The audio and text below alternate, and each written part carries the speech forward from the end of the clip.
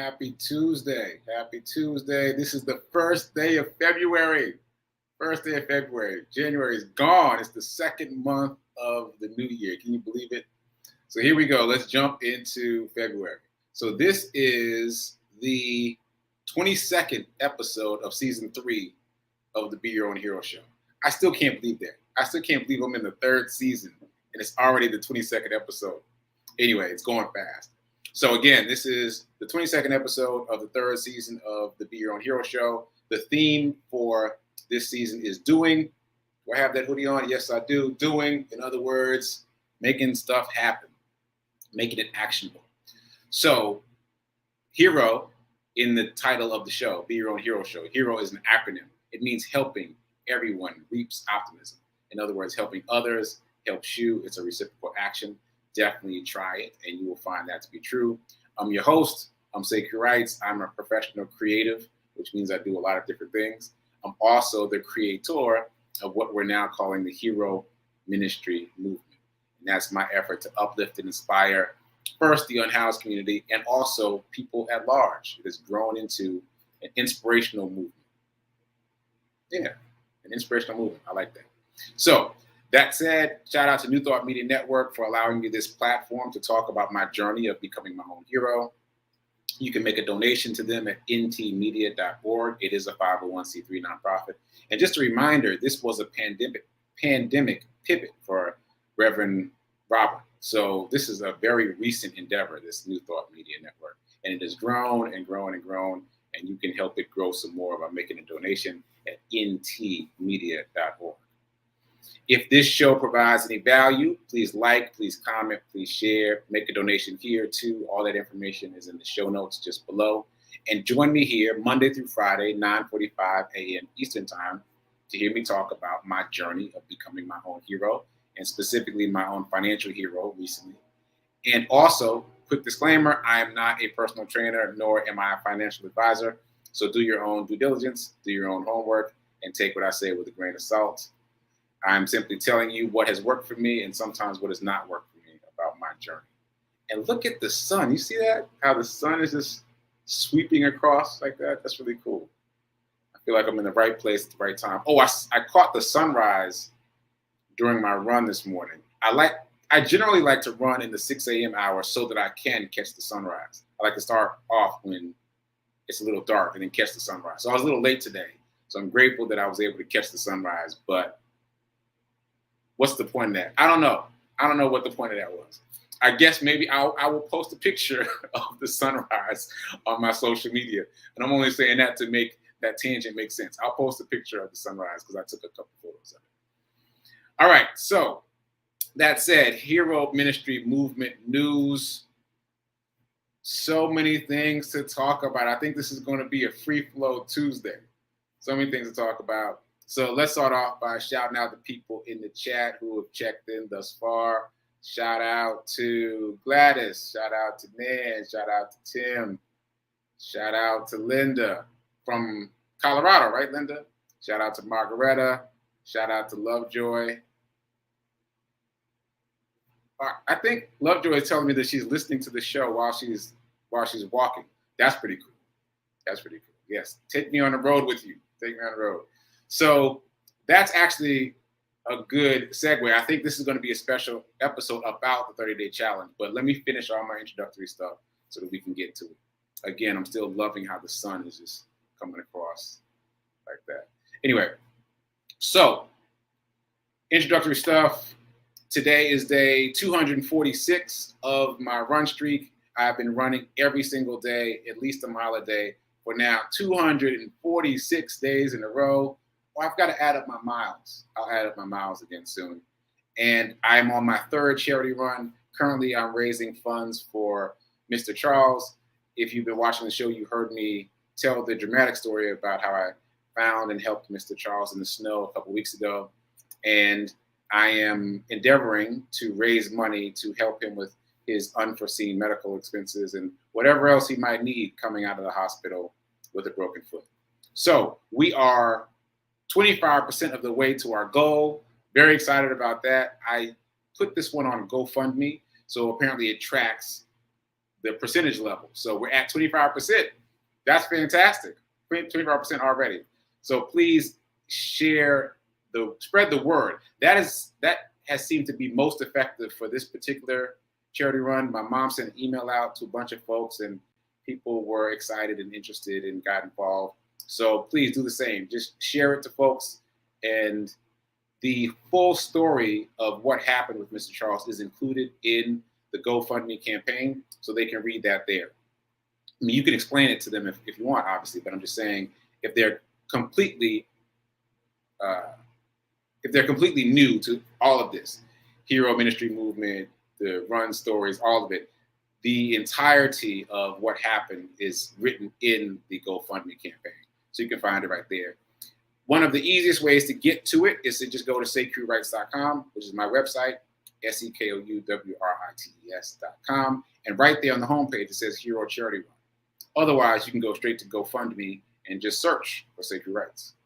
Okay, so excited about being 25% of the way to the goal. The train agrees. I don't know if you can hear the train, but the train just co-signed. Appreciate that. All right, so that said, what else do I want to talk about before we get to the 30-day challenge stuff? Maybe that's it. Oh, let me do the morning zen, and then I'll circle back to the 30-day challenge. So morning zen, as you know, I am taking the 30-day mental diet class with Reverend Musa again for like the 6th or 7th time. I don't even know. I lost count. And every time I take it is different. And every time I read a section of the book, I always think, oh, it's going to sound familiar. But it really doesn't, though. It really doesn't. It always seems brand new, like I'm reading it for the first time, even though I can see my highlighting. So I've obviously read it before. And invariably, I end up highlighting something different. So this week is the week of health in the book, The 30-Day Mental Diet by Willis Kinnear. If you're not taking the class, you should still go get the book. If you have the book already, you should still reread the book. You'll get something different out of it than you got the first time because you're different. That said, this is what I pulled out to read for today. I'm on day 25 of the 30-Day Mental Diet. We're all on different days based on when we started and what days we got stuck in along the process. So this is day 25 from the 30-Day Mental Diet. Even though you may have what the doctors would say is a normal, healthy body, this is no assurance that you feel vital and alive. When you are bogged down physically and don't feel like doing anything, you seldom have to look far to find the cause. When your thinking has no stimulus, when you are bored, when you lack a vital interest, your body reacts in a similar manner. Strong stuff, right? Really impactful. And then separately, I also wrote this down from today's lesson. Just this really brief quote. Faith, love, and hope can work miracles. Faith, love, and hope can work miracles. Also from day 25 of the 30-Day Mental Diet. So I'm trying to decide if I want to read it again. And I think I will, just for emphasis. So even though you may have what the doctors would say is a normal, healthy body, this is no assurance that you feel vital and alive. When you are bogged down physically and don't feel like doing anything, you don't have to look far for the cause. You are thinking. When your thinking has no stimulus, when you're bored, when you lack a vital interest, then your body reacts in a similar manner. So essentially, if you don't have something to focus your mind on, your body reacts to that lack of focus. And so this resonates for me because, as I've talked about many times, having a goal, even if it's a small goal, has shaped my focus so much over this period of doing the run streak and a little bit beyond that. But let's just use the run streak as an example. Just having small goals orders your mind, it orders the world around you in a very clear, specific way. I just set a goal that's just a little bit further than, set a goal, period, and set that goal just a little bit further than what you would normally do. And you will find yourself at least just thinking about that goal. Oh, I got that goal. I gotta do that thing. And that has been the situation for me. And so it applies here. You set a goal for yourself mentally, and that orders your mind in a certain way. And then as a result of that, it orders your body in a certain way to move towards that goal. I don't know how it works exactly, but I know it does work. So definitely try it. That's it. That is a really good segue into what we're going to talk about today, which is the 30-day streak challenge. So I'm so excited. There's so much going on in the 30-day streak challenge group on Facebook. So I think I'll start with, I'm not going to use names because, I don't know who does or doesn't want their name to be used. But someone said yesterday that they felt like they dropped the ball and they were going to restart today. And before I could even respond to that, someone else in the group responded this long paragraph about how that's not the right way to think about it. And it's, let's do a reframe. That's my words, but let's do a reframe, and, we can do this, and, and all this encouraging stuff. So it's great that there is a community being formed in that community of the 30-day streak challenge group.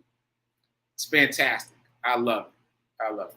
And so just to respond briefly, and also to use someone else's comment, because she commented about what she has learned thus far. And I'll use a little piece of what she said. Basically, she talked about having attainable goals, and she credited me with that. And so let me just talk about that for a second. You've heard me say this, but you heard me say it at the beginning of the quote-unquote 30-day streak. And so now it has more resonance, more relevance, more meaning for you. For those of you that have done the streak, regardless of how far you got, what I'm about to say will have more resonance now. So the important thing is to focus on the big goal. Because what we tend to do, what we humans tend to do, is to focus on the individual day. Like I say 30-day streak, and you focus on what you're going to do every day. Like, I'm going to do all these things in a day. I'm going to do 100 push-ups, 100 jumping jacks. I'm going to drag a train on the tracks. Like, all these really big things that you want to accomplish in a day. And you don't think about the big goal, which is the 30 days. Like, I know because I did this. Like, this happened for me, and I had to make adjustments. So when you think about 30 days instead of one day, when you think about, oh, I have to do this even on the days when I don't feel well, even on the days when I'm sore, even on the days when I'm tired, even on the days when my dog is distracting me or my spouse is distracting me, even on the days when I'm traveling. Like, when you factor in all the things that can and will happen in a 30-day stretch of time, that forces you to bring your goal down. You've got to make it smaller and manageable and achievable, to use her word. Make it achievable. So instead of saying, I'm going to do 100 push-ups, 100 jumping jacks, and I'm going to drag this train car from here to Mississippi, you make it the smallest thing possible. You want to make it so small that it seems too small. Like one push-up. Now that seems too small, right? But if you're talking about every day, that's 30 push-ups, which is not that small. 30 push-ups is not that small. But the thing is, getting yourself to do it no matter what else is going on out there in the world. That's the trick. That's the trick. That's where all the magic is. Because the world is going to come to stop you. Your mind is going to come to stop you. And in order to push past that, you've got to be able to say, well, it's only one. It's only one push-up. It's only one lap around the block. It's only, like, you've got to be able to say it's only and believe that it's only, and then you convince your mind to just do that small thing. So the first goal is 30 consecutive days, right? Because something magical will happen for you if you can, and you can complete 30 consecutive days of doing one thing. There's something that happens in your mind that's very different, and I want you to experience it for yourself. And then after that, you do whatever you want. But I want everyone to reach for 30 consecutive days. That said, don't beat yourself up. Be gentle with yourself. Like, you got to understand that it's like tipping over a Coke machine. I think I've used that analogy before. Like, you rock it back and forth before it finally falls, right? So be gentle with yourself about the process. Don't beat yourself up because you didn't get to 30 days. Celebrate your massive win of making it 6 days. Like, gee, I can't believe I made it 6 days. I did all this every day for 6 days in a row. I'm killing it. I deserve some fireworks, right? And then set a new goal. I made it 6. This time I'm going to go 7. I'm going to go 7 days this time. The energy, the feeling tone, to use Reverend Melissa's word, the feeling tone is excitement, enthusiasm, accomplishment. Like, you've done this thing, and now you're going to do a little bit more. And then when you do a little bit more, and if you don't make it to your overarching goal of 30, you say, OMG, I made it 14 days. Now I'm going to go 15. Like, you just keep being congratulatory of yourself for how far you made it, and then add more time on. And this is also really important. You want to reduce the restart time. Like, let's say you made it to 7 days on a Tuesday, let's say, and you're like, all right, I'm going to start over again. Don't wait till Monday. Don't wait all those days after Tuesday until Monday. If you miss Tuesday, tell yourself, celebrate yourself for making it as far as you made it. And then the next day, start again. The next day, start again on Wednesday. Like, reduce the reset time. This has been invaluable to me. You want to reduce the reset time, lower the individual expectation, but expand the length of the expectation. So just recapping, instead of focusing on an individual day, what you want to accomplish, focus on, you want to accomplish this every day for 30 days. Celebrate your wins. Celebrate all of your wins. Restart quickly. Those things will help you tremendously get to 30 consecutive days. And I guarantee you, if you can get to 30 consecutive days of doing something that you really want to do, different things will happen in your head. Because just for myself, I've had periods in my life where I've been very consistent with exercise before. And like, let's say, I remember once I was on a Monday, Wednesday, Friday schedule. So I was on a good, solid Monday, Wednesday, Friday schedule for, I don't know, better part of a year, maybe more than that, like on it. But that said, I have never experienced the kind of shifts that I have had recently with, well, I guess it was in June. When in June, I started on the first day of June running a mile a day. That was my goal, my threshold goal. And by the way, that was a low threshold for me because I had already started running with Black Men Run. Like, I had already been running. So I gotten to the point where 1 mile was a bit of a stretch, but not much, right? And let me finish my point though.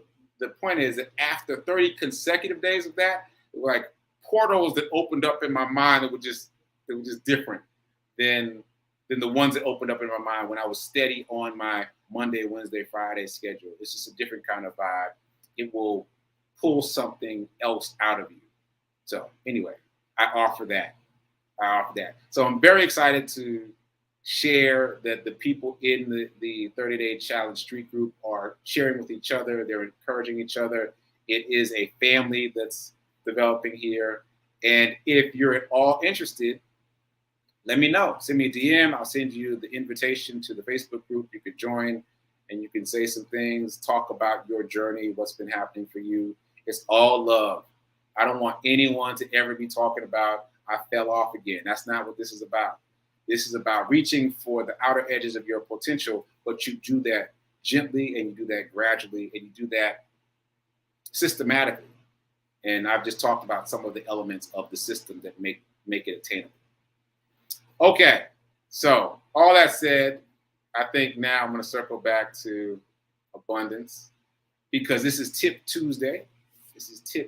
So I want to make sure that I get a tip in. So let's do the affirmation and we'll take it from there. So I'm so happy and grateful to be a multi-millionaire in every area of my life. I am so happy and grateful to be a multi-millionaire in every area of my life. All right. Take that affirmation with you, drink it in. Also, remember that poor people spend, the middle class tends to save, but the wealthy invests. So you're already spending, you're probably already saving. Make sure that you are investing. It is not optional. If you want to preserve the value of the money you have, you must invest. Okay, so Tip Tuesday. I've been talking about trading. Yeah, I've been talking about trading for a bit now. If you've been watching the show, you know I've gotten really excited about this. I've made my first couple trades. What? On an app called Webull. I think the link has expired now, but I did post a link in the group that you could use to get free stock. And a couple people have reported back to me that they've gotten some shares of stock and some other shares are pending. So I love the fact that Webull is giving us the opportunity to practice trading with house money. Also, I should mention, because I haven't mentioned this yet, that there's something called paper trading. Paper trading. And what that means is you can practice trading stocks for nothing. Like you're basically using monopoly money. So you can use any amount and you can trade different stocks to see what would happen if you spend this amount of money on this stock and you sold it then, how much money would you have made? So if you just Google paper trading, there are a lot of systems, a lot of brokerage houses that have it set up. Like TD Ameritrade has a paper trading program. Webull has a paper trading program. Many of the brokerages that we already know have paper trading. It has not worked well for me. Let me just make that caveat. It's not worked well for me because it's too imaginary. I would rather play with the house money that Webull gave me in very small increments than playing with the millions of dollars that's fake money, because I don't know, it doesn't resonate the same for me, but it might for you. So check it out. Check out paper trading, and then you can practice. So for those of you who've gotten on Webull already because of my link, just look for the paper trading option within the app, or you can just Google paper trading Webull, and it'll show you how to get to it, and you can experiment with trading. So just to quickly recap, my first trade was 25 cents. I made 25 cents. My second trade, I made 50 cents. And my third trade, I made 41 cents.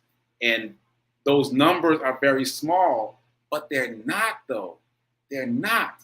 They're not small. They're small in terms of cents. And if you get hung up on the cents, then you don't recognize the magnitude of it. Though each of those trades, they were small amounts, but I made 5%. Like, what assets do you have that are making a 5% return? Right? And if you have one, it takes a long time to get to that 5%, right? We're talking about I made 5% 3 times in a day or two. That's incredible. So I am greatly fascinated by the huge potential of trading. That's my alarm going off, so we need to wrap this up. So anyway, I'm excited about it. But here is my tip for Tip Tuesday. My tip for Tip Tuesday is circling back to cognitive bias. I've talked about this and how shocked I was to have a term like cognitive bias show up in my study of trading stocks. It comes up a lot. And you wouldn't, at least I did not expect it to show up here. I expect it to show up in conversations about psychology, but not in terms of conversations about trading stocks. But literally, almost every resource I've read has credited,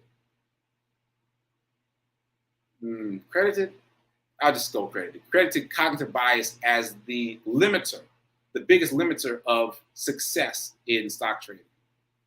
So it's really about mindset. It's really about how you think. It's really about getting past your cognitive biases. So that said, just a reminder, cognitive bias is an error in thinking.